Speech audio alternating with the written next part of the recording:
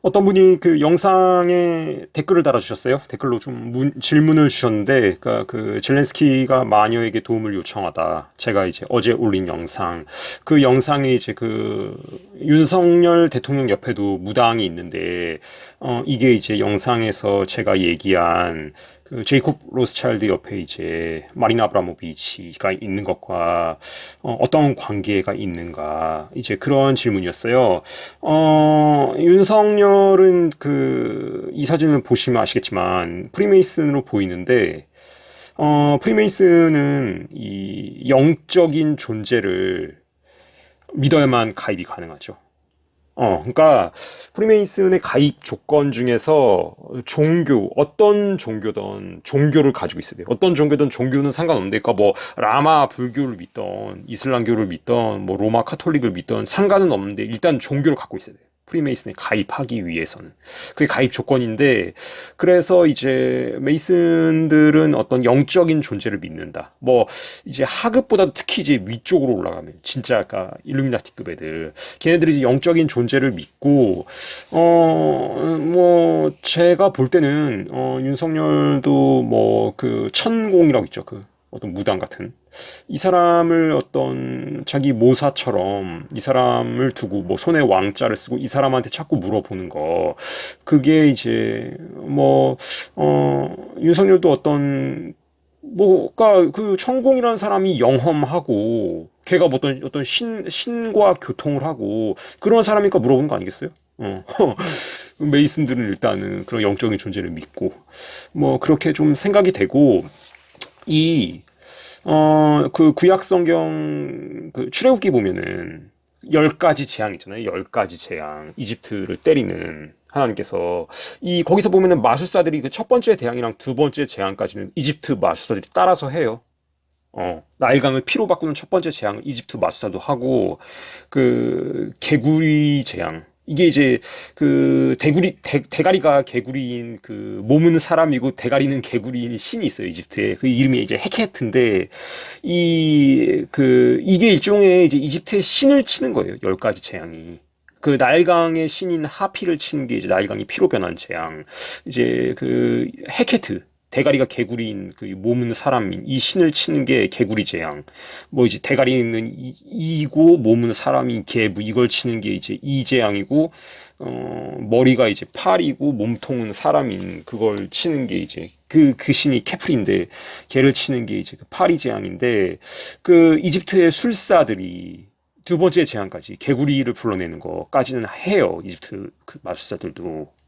그러니까 이 마리나 아브라모비치 천공 이런 애들 그런 애들이 그러니까 오컬트적인 능력이 있다고 봐야 돼요 실제로 윤석열이 바보가 아니잖아요 천공 걔한테 물어보는 게 윤석열이 그 띨띨해서 물어보는 게 아니라 천공 그 애가 말 한 대로 해가지고 대통령까지 된 거예요 실제로 그니까 같이 있는 거죠 근데 이제 프리메이슨은 그런 영적인 실체가 있다는 걸 알기 때문에 로스차일드도 이제 마리나 아브라모비치나 뭐 그런 어떤 사람들과 가까이 한다.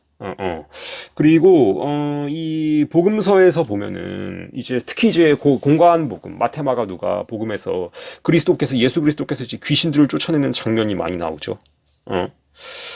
이게 사실 저도 뭐 어떤 제도권 교육을 받고 자라난 시대의 아이고 도스토옙스키의 용어로 저도 어떤 시대의 아이고 뭐 우리가 사실 뭐 계몽주의 시대 이후에 태어나서 그런 어떤 비교적 이제 뭐 진화론이라든지 이성을 중시하고 그러니까 어떤 그 초자연적인 것에 대해서 좀 믿지 않고 그런 세대잖아요 우리가 어쩔 수 없이 그러니까 저도 이제 그런 시대의 자식으로서 사복음 속에서 이제 요한복음이 그 귀신을 쫓고 이런 내용이 별로 없어요. 요한복음 굉장히 깊은 복음이고 지적인 복음인데 그래서 저도 요한복음을 그 사복음 중에서 좋아했는데 지금은 이제 마테마가 누가 복음을 또 좀 중점적으로 다시 또 묵상하고 있어요. 읽고 보고 하고 있는데 그게 실제로 귀신이 있고 예수께서 귀신을 쫓아내신 걸 기록해 놓은 거예요.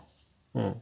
실제로 있고 쫓아내신 것을 기록해 놓은 거고 이 사탄은 이제 그러니까 루시퍼는 이 한국 번역 성경에서 이제 그룹 그룹이었죠, 원래 루시퍼가. 근데 이제 이 그룹이 케루빔이에요, 케루빔. 이 천사는 철저하게 위계 그 질서 안에 있어요. 천사는 계급 사회예요, 천사는.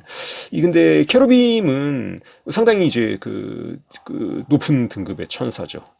뭐 아마스랍이라고 보는데 세라핌이 이제 케루빔 위에 있는 거고 그 밑에 일반 천사라든지 낮은 천사들이 많은데 그러니까 이제 루시퍼는 그 상당히 높은 그 계급의 천사였어요. 근데 잘 모르는 사람들이 이 루시퍼 사탄과 그리스도의 싸움, 성과학의 싸움은 사탄과 그리스도의 싸움이다 이렇게 착각하는 사람들이 있는데 그렇지 않아요. 그 굳이 규정하자면 그 루시퍼의 싸움의 대상은 뭐 미카엘 같은 그 천사예요, 천사. 어디 그리스도 예수 그리스도 앞에서 루시퍼 같은 건 아무것도 아니에요. 아무것도 아니고 그 굳이 비유하자면 얘의 루시퍼의 그 싸움의 대상은 어떤 천사다. 가브리엘이나 미카엘 같은. 근데 그래서 이 상당히 이제 이 루시퍼가 영적인 존재로서 대단한 능력이 있고 그 능력 물론 제한돼요. 하나님처럼 전지전능한 게 아니라 좀 능력은 제한되지만 아까 이 10가지 재앙에서도 두 번째까지는 날강을 피로 바꾸는 그 하피를 치는 거 헤케트를 치는 개구리 재앙 여기까지는 따라 했어요. 그 이집트에 있는 술사들이. 근데 그런 거랑 마찬가지로 뭐 천공이나 마리나 아브라모비치 이런 애들이 그 접신 상태에서 뭔가 어떤 그노시스를 받고 어떤 특별한 능력을 행하는 것은 아마도 사실일 거다. 그러니까 이제 제이콥 로스차일드나 윤석열이 그런 사람들을 곁에 두는 거고 그 얼마 전에 이것도 좀 가능하면 빨리 좀 영상 하나 만들려고 그러는데 얼마 전에 그 뉴욕에서 이제 UN 지속 가능 발전 목표를 위한 정상회의가 있었죠. 여기서도 굉장히 끔찍한 얘기들이 나왔고, 이 얘기들이 지금 몇몇 국가에서 지금 시행이 되고 있어요. 얘네들이 이제 그 어젠다 2030, 2030년까지 이 UN 지속 가능 발전 목표를 달성하겠다 이렇게 지금 계속 얘기하고 있죠. 그 2030년이라는 숫자, 구체적인 숫자를 지금 거론했고, 그 재밌게도 2030이라는 숫자는 2 곱하기 3은 6이고, 20 곱하기 3은 60이고, 20 곱하기 30은 600이에요. 도합 666. 이거 숫자를 루시퍼한테 받았을 수도 있어요.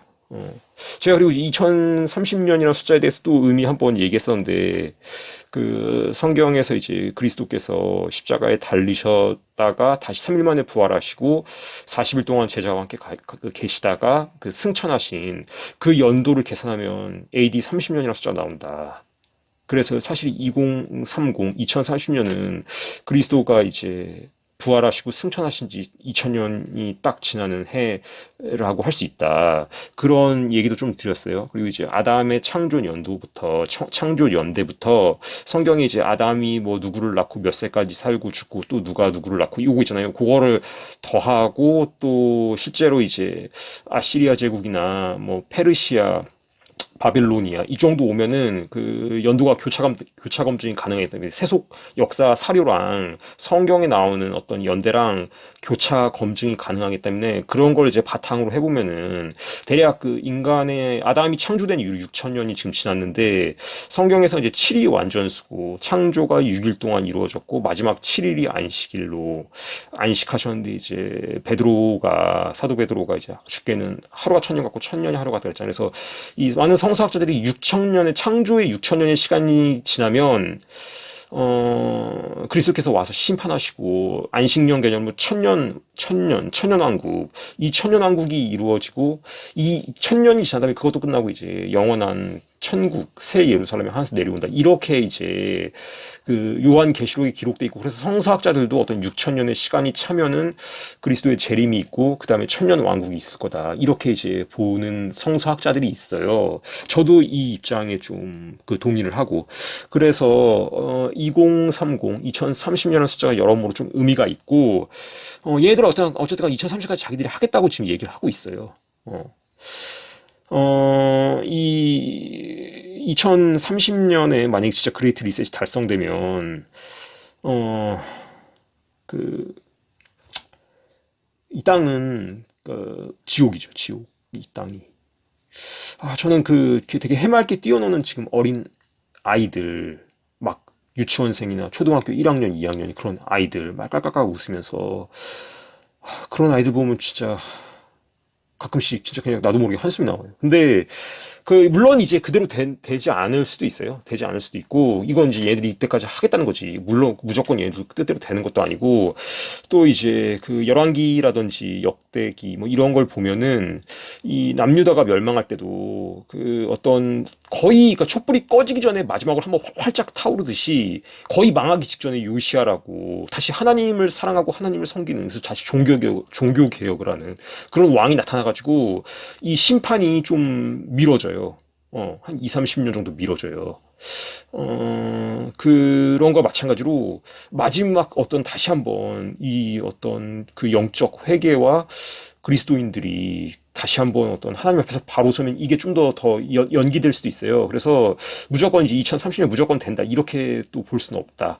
그러나 어쨌든 간 여러 가지로 이제 돌아가는 것들이 심상치 않은 건 분명하고, 그런 어떤 얘네들이 이제 만들고자 하는 통제 사회, 여기서 이제 벗어날 수 있는 유일한 방법은 오직 그리스도밖에 없다.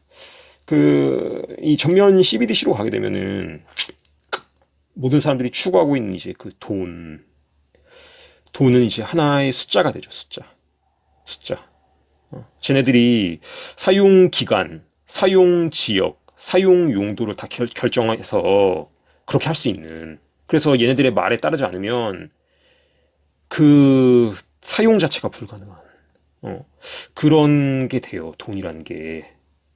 이게 돈이 일종의 지금 우상인데 그 돈이 완전히 이제 쟤네들이 그 돈의 신이 되는 거예요. 그거에 복종하지 않으면 생존 자체가 불가능한. 어, 저도 뭐 2030년까지 그런 사회가 안 됐으면 좋겠어요. 최대한 이제 얘네들의 어떤 계획이 잘 꺾어지길 바라는데, 그래도 언젠가는 될 거다. 조금 더 만약에 이제 어떤 그리스도인들이 다시 한번 예수 앞에 바로 섬으로써 조금 더 유예되더라도 언젠가는 이게 될 거라고 성경이 예언하고 있고, 좀 사도 바울의 말처럼 주 예수를 믿으라. 그리하면 너와 내 집이 구원을 얻으리라.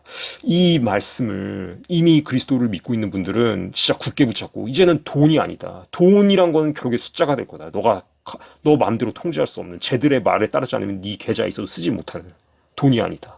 오직 예수 그리스도를 붙잡는, 이미 그리스도를 알고 있는 분들은, 그리고 예수 그리스도를 모르는 분들은 뭐 이거는 누가 설득한다고 해서 될 문제가 아니에요. 본인이 뭐 사실 제 채널에 올려진 지금 170개 영상만 봐도 뭔가 있잖아요. 뭔가 있잖아요. 본인이 한번 성경을 읽어보시고 한번 탐구해 보시길 권합니다.